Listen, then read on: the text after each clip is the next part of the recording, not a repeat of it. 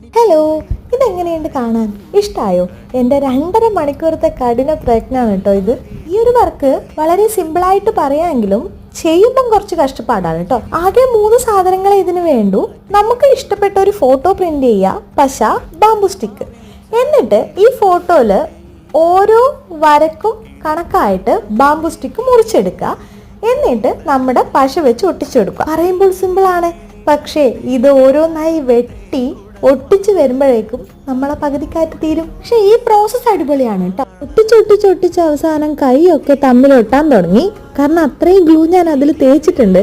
ഉണങ്ങി കിട്ടിയപ്പോൾ നല്ലൊരു ബ്ലാക്ക് പെയിന്റ് ഞാൻ ചെയ്തു കൊടുത്തു. അമിതമായ പശയുടെ ഉപയോഗം എനിക്ക് നല്ലൊരു പണി തന്നിട്ടുണ്ട്. പേപ്പറിന്റെ ഭാഗങ്ങൾ ആ ഒരു സ്റ്റിക്കില് ഒട്ടിപ്പിടിച്ചിട്ടുണ്ടായിരുന്നു. ഒരു വൃത്തിയില്ലാത്ത രീതിയിൽ അവിടെ എവിടെയായി നിൽക്കുന്ന പോലത്തെ ഒരു ഫീൽ ഉണ്ടായിരുന്നു.